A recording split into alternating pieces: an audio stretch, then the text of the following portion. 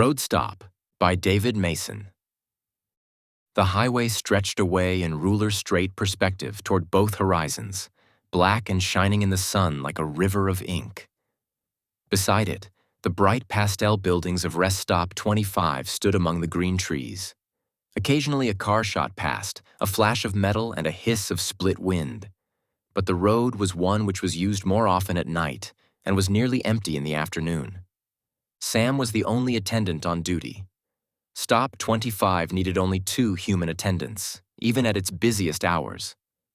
He sat, staring out at the highway, his elbows on the lunch counter, his round face blank, but his mouth set tightly.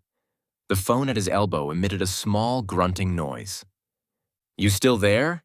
the phone voice said inquiringly. "Yeah," Sam said, still staring at the highway. "Well," the voice paused. "Look, it might not come your way. It usually turns west at the New Britain intersection." "Not always," Sam said. "It went by here once before." "It almost never stops anyway," the voice said firmly. "It won't stop." "Sometimes it does," Sam said. "It doesn't have to." Sam shrugged and said nothing. "Okay then," the voice said. "I called you about it anyway." "Thanks."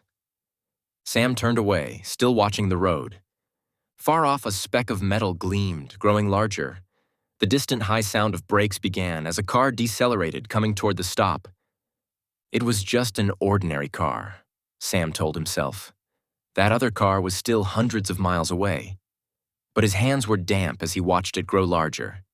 It was an ordinary Talman sedan, with 2 people in it. It swung into the stop's parking area, and its door slid open smoothly. A small red light flashed on its arched front. The repair signal. In response, the doors of the repair shop opened. The Talman waited as a man and a woman emerged from its padded interior and moved slowly into the repair shop. The doors closed behind it. The couple came toward the restaurant where Sam stood waiting. "Hi," the man said to Sam. "Afternoon?" Sam moved to the counter. "Something to eat while you're waiting, folks?" The tall, dark girl glanced out at the closed doors of the repair shop. "How long's that car going to take?" she asked in a tired voice. "I wanted to get home tonight." "Not long," Sam said. It didn't look like anything complicated. "How can you tell?" the man asked, sitting down. "It could take all night." "Like something to eat while you're waiting?" Sam asked. The woman stared at the lunch racks critically. "I never like these places to eat in," the woman said, curling her lip. "You never know how long the food's been stored in the robot."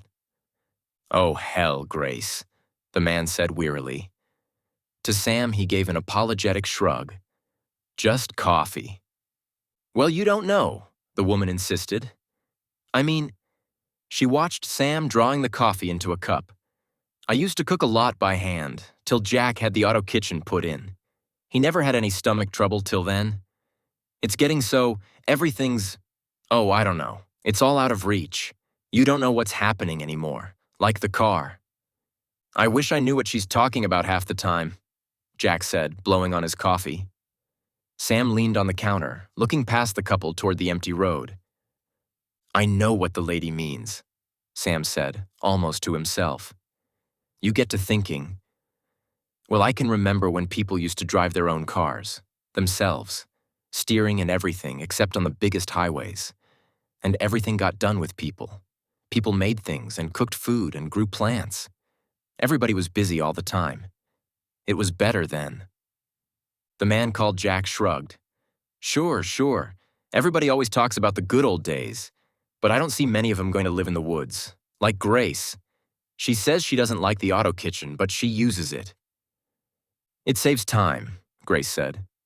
"I guess I will have coffee too, mister." "It saves time, she says," Jack said. "For what?"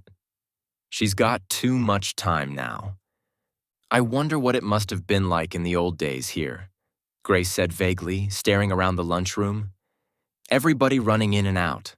All the drivers, trucks with men in them, the way you read about it in the historical novels.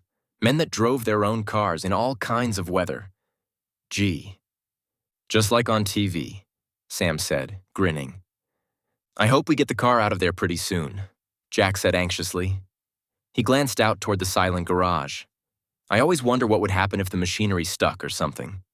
How would you ever get your car out? It doesn't get stuck, Sam said. A peculiar look crossed his face as he added, Not anymore. Did it ever? Sam shrugged. Oh, well, 20 or 30 years ago, all this automatic stuff wasn't quite so good as it is now. Cars, repair shops, things went wrong sometimes, like the Traveler. The Traveler? The woman looked up. Oh, that's just a ghost story. Like the Flying Dutchman, isn't it? The lunchroom was completely silent. Sam was no longer paying any attention to the couple sitting at the counter. He was close to the big window, standing stiffly, feet apart, like an admiral on a ship's bridge, his eyes studying the empty horizon. There, where the lines of the road met with the precision of a drawing board exercise in perspective, he thought he saw a fleck of light. It isn't when it goes past, Sam said in a quiet, tight voice. He talked at the window, his back to the other two. His words meant mostly for himself. It's not its going by. That doesn't bother me, he repeated. It came by my old place 5 or 6 times, I remember. That's why I finally asked to be transferred out here where it hardly ever goes by. But I could have gotten used to it. I mean, you don't have to look at it or anything. It's just another car. Old, sure, but there's no difference. A car goes by, that's all. Only, you mean it's real? The woman asked, in a low voice. Her husband's eyes were looking out toward the empty road, following Sam's look. The Traveler, he said without looking at his wife. Sure, it's real. Why'd you think they don't make that model of car anymore? It's real. I knew somebody who saw it once. There might even be 2 or 3 travelers, Sam said, watching the distant glitter of light. There was certainly a car coming. Just a car, although it was still too far away to tell for sure. A haunted car, the woman said, her eyes wider. Gee. It isn't a haunted car, her husband said. It's just one of the earliest makes of automatic highway cars. Everything automatic, steering, destination set. Just like any car is nowadays. Only it wasn't quite perfect somehow. They got into their car, Sam said, his eyes picking out distant, microscopic details. The high, flaring fins, the double headlamps, lit up, although it was broad daylight on the road. He knew what the rest would be. It was moving so slowly, but it always moved slowly, barely 30 miles an hour, as if somebody wanted you to look and see. They just got in, the way anybody would do, Sam said. They set a destination, and the windows closed up, and the air conditioner went on, and the car went out on the road. Only it never got there, the other man said. Wherever it was going to go. But the woman looked puzzled. Wouldn't anybody stop it? I mean, wouldn't it run out of fuel, or... Well, how did the people in it get out? It does just what any car does, her husband told her. It gets fuel when it needs it. You can't just stop a robot control device, not till it's good and ready. But the people in it, she said. They'd starve, or something.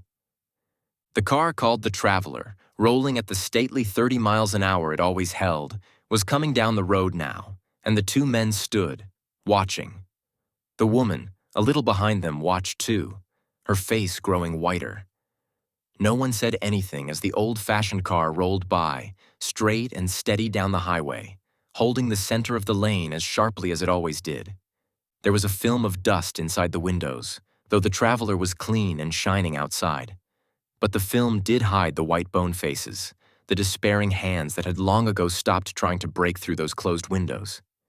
They never did get out, the man named Jack said, as the Traveler rolled on, growing smaller along the endless road. I don't mind it when it goes past, Sam said, his voice thinner-edged. I really don't. It's just a car. Things like that used to happen. I mean, it's a car. Even when it stops to get gas, I don't have to pay any attention. He looked at the couple, his mouth loose. As long as it just goes on, that's all right. But I keep thinking someday it'll stop, and the door will open, and maybe they'll want lunch, He giggled uncontrollably and then choked it back. Outside, the big hangar doors of the repair shop opened. The car that had been inside appeared. It moved out and stopped, its doors open invitingly. "Your car's ready now," Sam told the couple. "So long, folks. Have a nice trip." The end. Best Audiobooks for Free hopes that you have enjoyed this production of Road Stop by David Mason. Please subscribe to our channel on YouTube and Rumble, as your subscription is the support we need to create more great free content. Please look to our website at bestaudiobooksforfree.com for a complete list of our audiobooks.